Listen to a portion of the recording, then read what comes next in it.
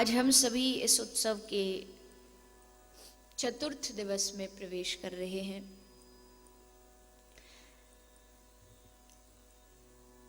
श्री प्रियाजू का प्रागट्य उत्सव आज हम मनाने जा रहे हैं। एकादशी का पावन आज दिन है और अनेकों बार इस महात्म्य पर चर्चा हुई है कि एकादशी वैष्णवों के जीवन में कितनी आवश्यक जरूरी होती है। देखो, वैसे तो कुछ एकाद व्रत कर लेने से क्या भगवत प्राप्ति हो जाएगी, क्या भगवान की प्राप्ति, भगवान से मिलन हो जाएगा।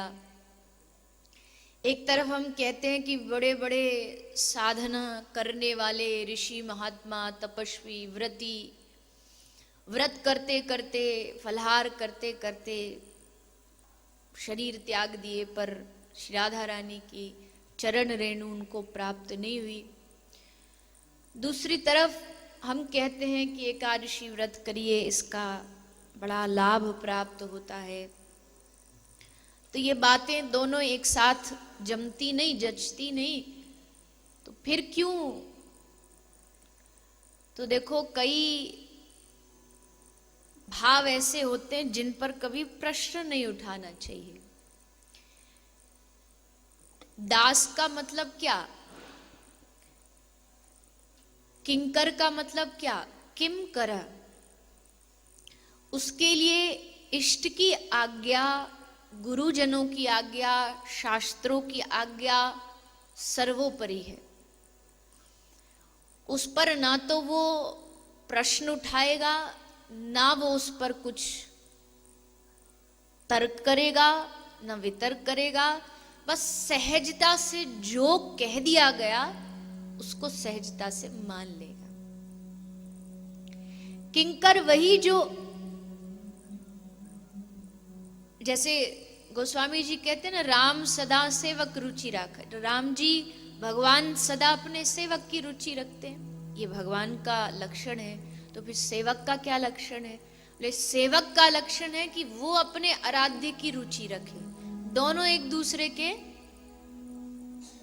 परस्पर एक दूसरे की रुचि का, आनंद का भाव रखते हैं। इष्ट ध्यान रखता दास को किसमें सुख, और दास भाव रखता है कि हमारे इष्ट को किसमें सुख। और फिर एक समय आता जब दोनों का सुख एक ही बन जाता है, फिर अलग नहीं रहता। अभी तो क्या, दास का सुख कुछ और होगा, आराध्य का कुछ और, पर एक समय आते आते दोनों का सुख एक में ही हो जाएगा, एक ही चीज में, एक ही सेवा में, एक ही वस्तु। तो सेवक का मतलब तर्क वितरण। आजकल हमारी बुद्धि इतनी तार्किक हो गई है, इतनी तर्क से जुड़ गई है, हर चीज में हमें तर्क चाहिए। हम क्यों माने? देखो, अगर आपको तर्क वितर्क करना है तो शास्त्रों की कमी नहीं। हमारे देश में देखो कैसे कैसे शास्त्रार्थ होते थे। इस देश में, इस राष्ट्र में, समाज में माताओं ने शास्त्रार्थ में बड़े बड़े विद्वतों को हरा दिया। ये वो देश है। तो अगर तर्क करने पे आओ तो खूब पढ़ो, पूरा जीवन निकल जाएगा आपका पढ़ते पढ़ते। इतने शास्त्र हैं, इतने पुराण हैं, इतने दर्शन शास्त्र पढ़िए, फिर तर्क का उत्तर ढूंढिए। पर अगर दास बनना है, सच्चा दास बनना है, तो फिर वहां तर्क की कोई गुंजाइश नहीं, कोई प्रश्न नहीं। मेरे गुरु ने कह दिया, मेरे लिए वो पत्थर की लकीर, अगर भगवान भी कहें, अगर भगवान भी आकर के कहते हैं कि नहीं, तेरा ये जो जिसके तू शरणागत है गलत बोल रहा है, मैं तुझे नहीं मिलूंगा, ये कहने के लिए भी कम से कम भगवान को आना तो पड़ेगा, और उसी में गुरु का वचन सत्य हो जाएगा। मैं नहीं मिलूंगा ये कहने के लिए भी तो आएंगे, अनुभव कराएंगे कुछ, बस गुरु वाक्य सत्य हो गया। गुरु के वचन सत्य कर्मा नहीं, साधु समागम कीजे, मन रे कृष्ण नाम कह लीजिए। अब सूरदास जी कहते यहां तर्क मत करो, बिल्कुल नहीं। सेवक बनना है तो, सेवा चाहिए तो, जो कह दिया ब्रज के रसिकों ने, गुरुओं ने, संतों ने, और मान लो परिणाम गलत नहीं होगा, इस बात का पूरी गारंटी। परिणाम गलत नहीं हो सकता, कभी भी परिणाम गलत नहीं होगा। जिन्होंने करके देखा उनसे पूछिए ना, क्या उनका परिणाम गलत। कल हमने नाम की महिमा गाई, भगवान नाम, श्री राधा रानी का नाम क्यों जीवन में आवश्यक है। अब हम इस पे तर्क कर सकते हैं, अरे क्या होता है इस नाम को लेने से, पर फिर उसके लिए इतिहास में जाओ। इतिहास में देखो, बड़े बड़े दुराचारियों के पापों को, अपराधों को इस नाम ने ऐसे चुटकियों में मिटा दिया। अजामिल से बड़ा दुराचारी कौन होगा, लेकिन एक क्षण में सारे उसके अपराधों को भस्म कर दिया इस नाम ने। फिर भी तर्क कर रहे हो, क्यों ले भगवान का नाम, कुछ फल नहीं मिल रहा, कुछ आनंद नहीं आ। आनंद तो तब आएगा ना जब नाम में धीरे धीरे रुचि बढ़ जाएगी, तब फिर देखो। आज देखो, आजकल के जमाने में बहुत सारे लोग भजन गाते हैं, भजन में आनंद है, भजन में बड़ा आनंद है, लेकिन जब रस आपका बढ़ेगा तो भजन से, जो हम भजन गाते हैं उससे ज्यादा थोड़ा सा आनंद किस में आने लगेगा, जो भाव महापुरुषों के हैं। जैसे मीरा जी का कोई भाव है, बाबा सूर का कोई भाव है, नरोत्तम दास ठाकुर का, तो थोड़ी सी जब रस बढ़ेगा तो भजनों से ज्यादा रस उसमें आने लगे। और जब और उससे भी रुचि बढ़ेगी, जब और उसमें और प्रगाढ़ता बढ़ जाएगी, तब हरे कृष्ण, इससे आगे न कोई शब्द मिलेगा, न कोई आपको भजन में रुचि आएगी। बस भगवान का शुद्ध नाम लिया और रोम रोम आपका प्रसन्न हो जाएगा, आनंदित हो जाएगा। तो अगर उस परमानंद की ओर बढ़ना चाहते हो तो फिर बिना तर्क करे, बस कभी माता के साथ, अपनी मां के साथ तर्क किया क्या? मां ने कहा ये तुम्हारे पिताजी हैं, तो फिर माता जी से कभी तर्क किया कि हम कैसे मान ले पिताजी, प्रूफ दो, बताओ किसी ने तर्क किया हो तो? पिता को पिता मानने के लिए तर्क नहीं करना पड़ता है, वह मां कह दे, फिर सारी दुनिया भी अगर कहे नहीं तेरा पिता नहीं तो भी हम मान ले। ऐसे कैसे, हमारी मैया ने बोला पिता है, मां मान लिया। तो वैसे ही वो, ये तो जगत का पिता है, वो हमारे परम पिता हैं, वो हमारे माता भी हैं, पिता भी हैं, इष्ट भी हैं, आराध्य भी हैं, स्वामी भी हैं, सब कुछ है। उन पर प्रश्न क्यों, उन पर तर्क क्यों? जब कह दिया शास्त्रों ने कि तुम ठाकुर जी के हो, तुम श्री राधा रानी के हो, तो फिर उस पर तर्क मत करो। हाँ हम थे, हम हैं और उनके रहेंगे।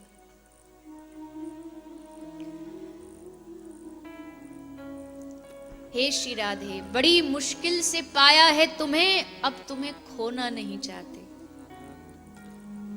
हे श्री राधे, बड़ी मुश्किल से पाया है तुम्हें, अब तुम्हें खोना नहीं चाहते। तुम्हारे थे, तुम्हारे हैं और किसी के अब होना नहीं चाहते। कभी कभी माया के झपेटे में आके समझ लेते हैं कि ये हमारे हैं, ये हमारे, फिर भी जैसा कल कहा, हे श्री जी अपनी तरफ कर गही मोहे उबारो श्याम, पकड़ लो, पकड़ के खींच लो। अब बताओ, बड़ी सीधी सी बात है ना, इससे अच्छी शरणागति दुनिया में कहीं मिल जाए तो बता दो। हर चीज में अपनी शक्ति लगानी पड़ती है, अपना भजन करो, अपने व्रत करो, अपनी तपस्या करो, तब जाके भगवत प्राप्ति होती है। पर इससे सरल रास्ता क्या मिले, तुम्हें कुछ करना ही नहीं, और उनकी गोदी में बैठ जाओ, उनके चरणों में बैठ जाओ, सब तुम ही करो। इससे सरल रास्ता कहाँ है दुनिया में? सरल से सरल मार्ग भक्ति का यही है। तुम्हारी गोदी में बैठे जैसे हैं तो तुम्हारे थे, तुम्हारे हैं, बिना तर्क के ये मान लो। महापुरुष रसिकों की वाणी है, इस पर प्रश्न मत उठाओ।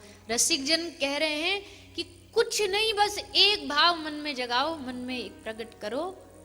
कोई भी बात आए मन में, कभी भी कोई बात आए तो वह एक चीज हमारे चित्त में, हमारे मन में होनी चाहिए, हम राधे जू के बल अभिमानी पड़े रहे अलमस्त भजन में। क्यों? क्योंकि हमारे सर पर राधा रानी,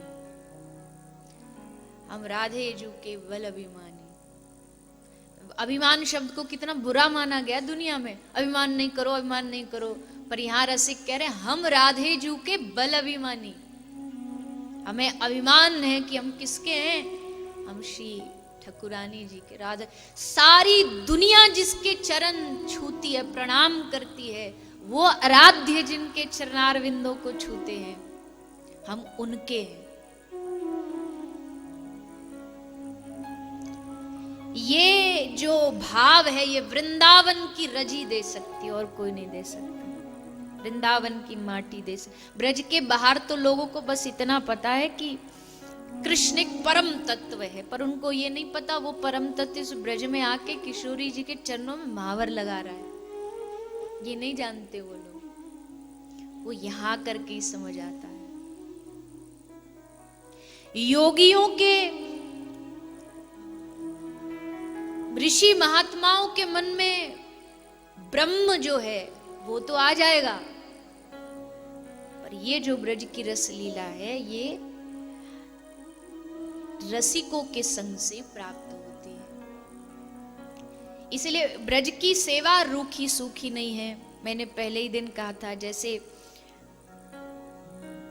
रसगुल्ले का रस होता है तो वैसे ही ये जो ब्रज की जो सेवा है, श्री हरिराम व्यास जी कह रहे हैं,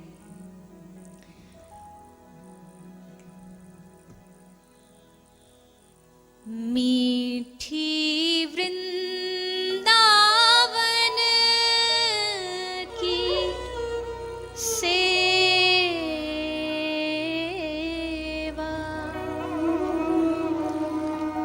वृंदावन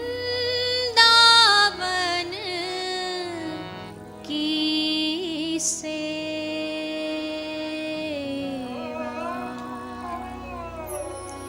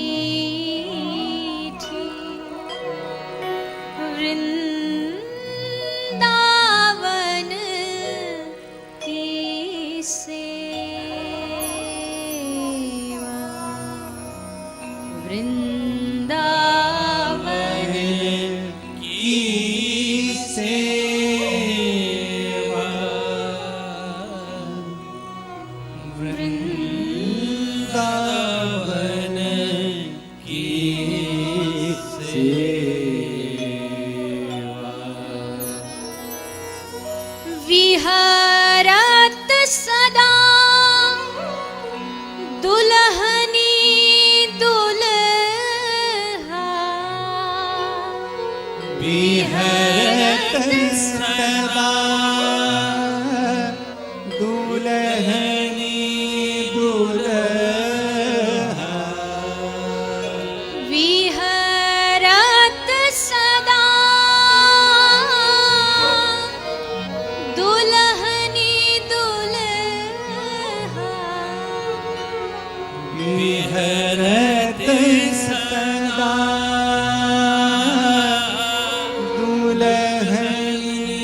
दुल्हा। अंग अंग रस सेवा मीठी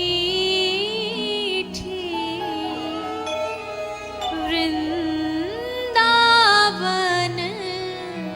की सेवा। वृंदावन की सेवा मीठी वृंदावन की सेवा। ये बड़ी रसमयी सेवा है वृंदावन की। कैसी? श्याम श्याम ही नीकी लागत। श्यामा श्याम को भी जो इतनी प्यारी लगती है, जो बालक ही कलेवा। तो भूखा बालक सुबह सुबह उसको कोई कलेवा दे दे और कलेवा बाल भोग दे दे और उसको उसका मनपसंद कलेवा मिला, भर जाएगा एकदम रस से। तो वैसे ही ये ब्रज की जो सेवा है बड़ी मधुर है, बड़ी मीठी है। इसमें मन लगाना नहीं पड़ता, मन लग जाता है।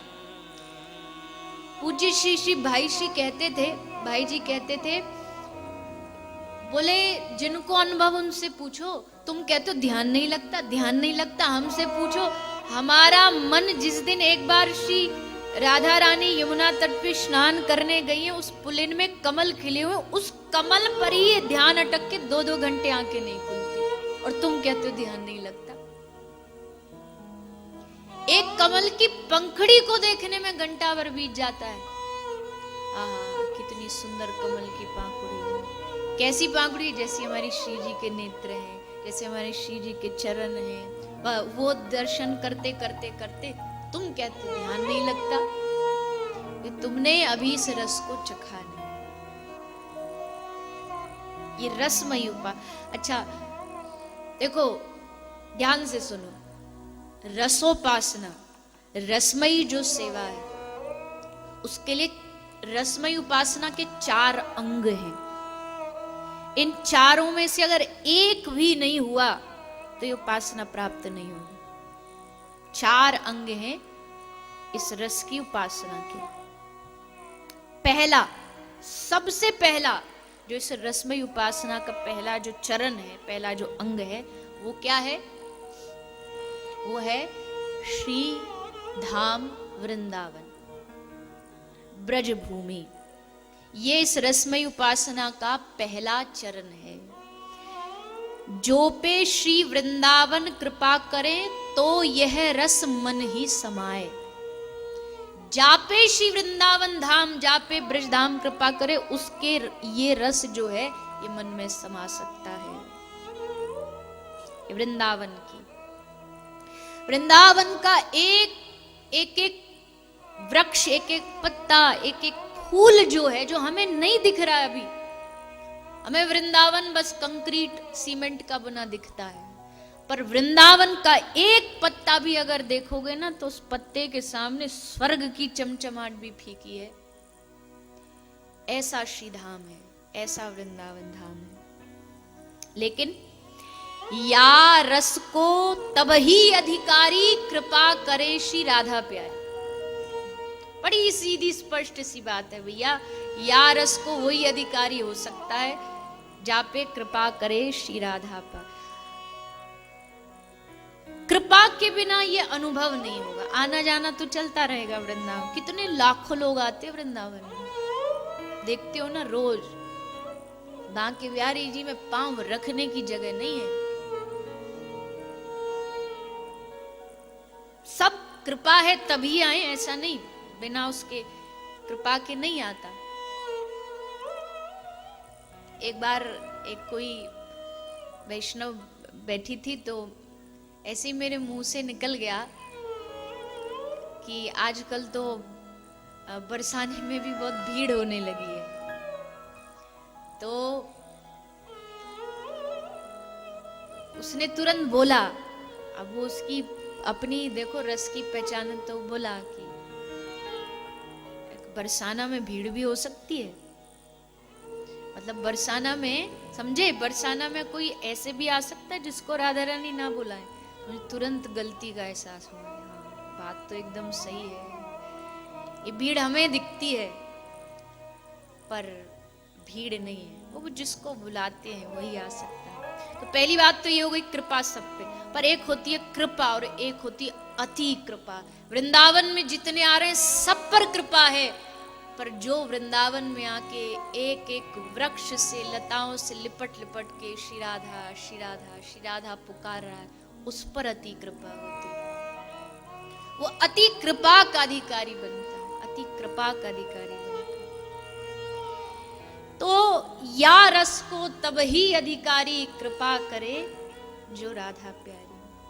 अच्छा, आपने भी सुना होगा ना, हम भी कई बार कहते वृंदावन में पड़े रहो, भजन भी मत करो, बोलते ना ऐसा, मत करो भजन, पड़े रहने से ही कृपा हो जाएगी। पर ये सबके लिए नहीं है। इससे अपने भीतर प्रमाद आलस मत बढ़ा देना। हाँ, हम तो वृंदावन में पड़े पड़े पड़े भक्ति हो रही है, और लोग होते हैं पड़े गलत काम कर, हम वृंदावन के हैं। प्रमाद नहीं बढ़ना चाहिए इससे। ये तो वैसे है जैसे बच्चे को कभी काम कराने को ना टॉफी दे देते हैं माता पिता, ताकि थोड़ा स्कूल जाना है तो गाड़ी दिलवा देंगे, लालच दे रहे हैं बस कि एक बार चला जाए स्कूल।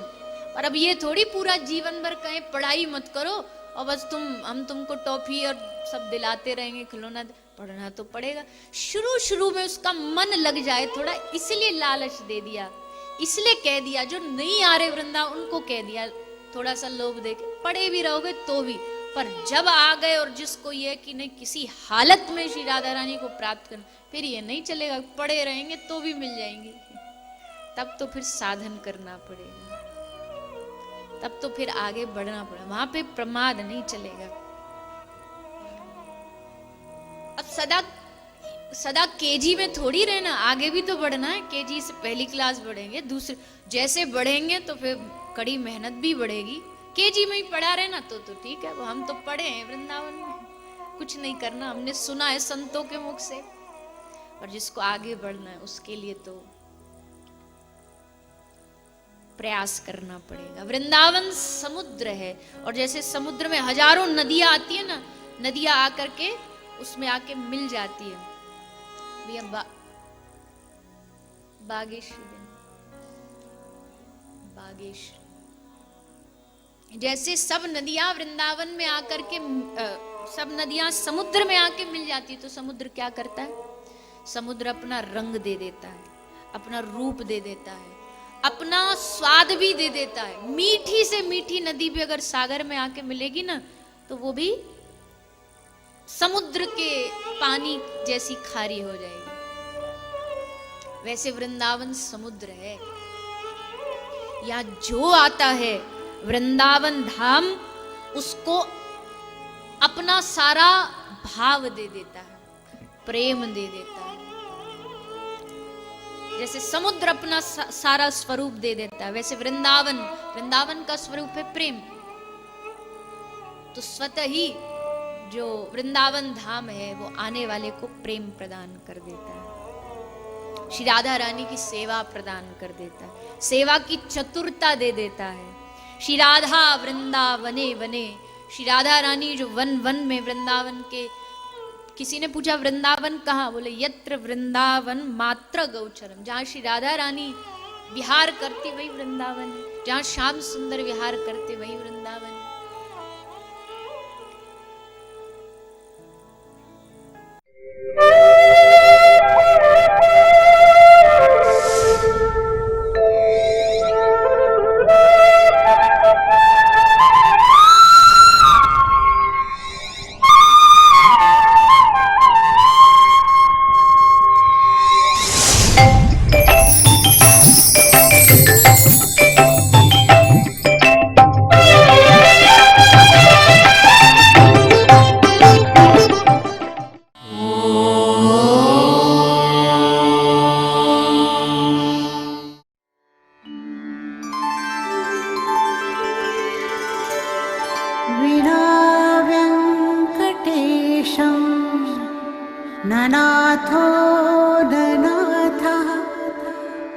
सदा वेङ्कटेशं स्मरामि स्मरामि।